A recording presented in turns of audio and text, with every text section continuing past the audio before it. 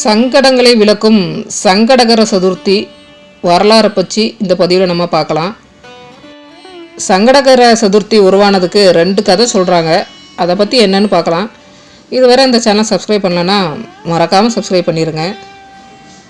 கர்வ மிகுதியால் பிள்ளையாரின் கோபத்துக்கு ஆளான சந்திரன் தன் உடலில் பொலிவிழந்து வருந்தினான். இறுதியில் பிள்ளையாரிடமே சரணடைந்தான். விநாயகர் அருள் புரிந்ததோடு சங்கடகர சதுர்த்தி உதய நேரத்தில் எம்மை பூஜிப்பவர் யாவருக்கும் இன்னல்கள் நீக்கி அருள் புரிவேன் என்றார். இன்னொரு வரலாற்று கதையும் இப்போ நம்ம பார்க்கலாம்.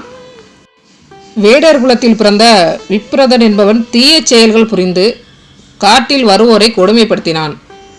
ஒரு நாள் அவ்வழியாக வந்த முனிவரை வெட்டி வீழ்த்த எண்ணினான். முனிவரோ தன் சக்தியால் அவனை செயலிழக்க செய்தார். வேடனோ முனிவரிடம் உயிர் பிச்சை கேட்டு வேண்டினான். அவனை மன்னித்த முனிவர் உன் பாவம் தொலையட்டும் என்று கூறி கணேச மந்திரத்தையும் விரதத்தையும் செய்து வாழ்வை நல்லபடியாக அமைத்துக்கொள் என்று கூறி ஆசீர்வதித்தார். விப்ரதன் கணேச மந்திரத்தையும் விரதத்தையும் தொடர்ந்து கடைபிடித்தான். அவனே பின்னால் பிருசுண்டி என்ற முனிவரானார். பிருசுண்டி முனிவர் பூலோகத்தில் எல்லாரும் சங்கடங்கள் தீர்ந்து சிறப்பாக வாழ சங்கடகர சதுர்த்தியை தோற்றுவித்ததாக வரலாறு கூறுகின்றது. நம் சங்கடங்களை களைவதற்காகவே நாம் சங்கடகர சதுர்த்தி விரதத்தை மேற்கொள்ள வேண்டும் என்ற ஐதீகம் அன்று முதல் தோன்றியது.